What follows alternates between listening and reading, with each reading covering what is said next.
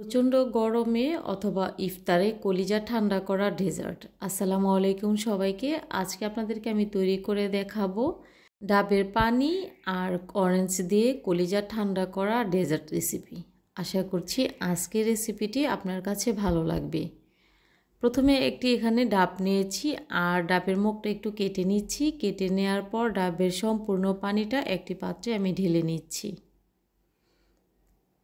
পানিটা ঢেলে নেওয়ার পর এখানে আমি অ্যাড করছি স্বাদ মতো চিনি আর এখানে অ্যাড করব আগার আগার পাউডার। এখানে আমি একিকিউর কোম্পানির আগার আগার পাউডারটা নিয়েছি। এই আগার আগার পাউডারটা হচ্ছে যে কোনো লিকুইড জাতীয় খাবারকে জমাট বাঁধতে সাহায্য করে। স্বাদটাকে ব্যালেন্স করার জন্য সামান্য পরিমাণে এখানে অ্যাড করেছি লবণ। সবগুলো উপকরণ একটু নাড়াচাড়া করে মিশিয়ে নেওয়ার পর চুলাতে বসিয়ে দিয়েছি আর খুব ভালো করে বলক তুলে নিতে হবে।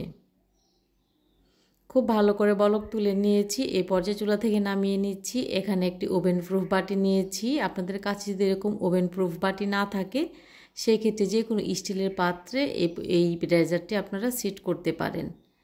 তো ঠান্ডা হওয়া পর্যন্ত অপেক্ষা করব। তো এরই মাঝে এখানে আমি নিয়েছি দুটি অরেঞ্জ আর অরেঞ্জের খোসাটাকে ছাড়িয়ে নিচ্ছি। ছাড়িয়ে নেওয়ার পর একটি ব্লেন্ডারের জারে ব্লেন্ড করার জন্য এখানে অ্যাড করছি 1 কাপ পরিমাণে পানি। পানিটা দিয়ে অরেঞ্জগুলো ব্লেন্ড করে নেব আর ব্লেন্ড করে নেওয়ার পর ছাঁকনির সাহায্যে ছেঁকে নিতে হবে।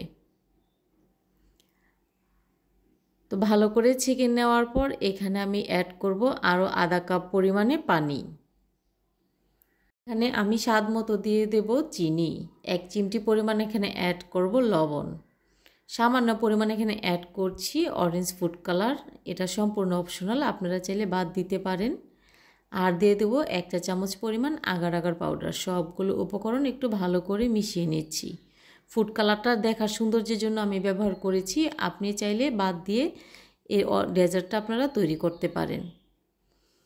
তো এই মিশ্রণটিও খুব ভালো করে নাড়াচাড়া করে মিশিয়ে নিয়ে আর খুব ভালো করে বলক তুলে নিয়েছি। নেওয়ার পর চুলা থেকে নামিয়ে নিচ্ছি। নামিয়ে নেওয়ার পর যে আগে থেকে আমি ডাবের পানিটা এখানে জমাট বাঁধতে দিয়েছিলাম ওটাকে আমি 4-5টা চাকুর সাহায্যে কেটে নেব। 4-5টা কেটে নিচ্ছি আর কেটে নেওয়ার পর আমি তুলে নিচ্ছি। আর কিভাবে তুলে নিচ্ছি আপনারা দেখেই বুঝে নিতে হবে। এই ডেজার্টটা তৈরি করা খুবই সহজ আর কলিজা ঠান্ডা করা একটি ডেজার্ট রেসিপি। তো এই মিশ্রণটা তুলে নিচ্ছি আর তুলে নেওয়ার পর যে অরেঞ্জটা আমি মিশ্রণটা ছিল ওই মিশ্রণটা এখানে ঢেলে নিচ্ছি। আর ঢেলে নেওয়ার পর গরম থাকা অবস্থায় ডাবের ডেজার্টটা এখানে আমি দিয়ে দিচ্ছি।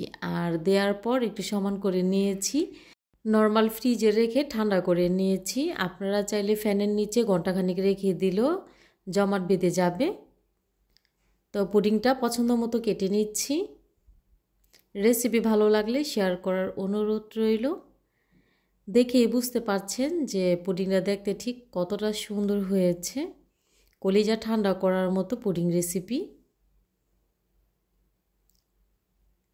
আপনারা চাইলে ইফতারেও এই পুডিংটা তৈরি করতে পারেন। এতক্ষণ সাথে থাকার জন্য সবাইকে অনেক অনেক ধন্যবাদ জানাচ্ছি। সবাই খুব ভালো থাকবেন, সুস্থ থাকবেন। আল্লাহ হাফেজ।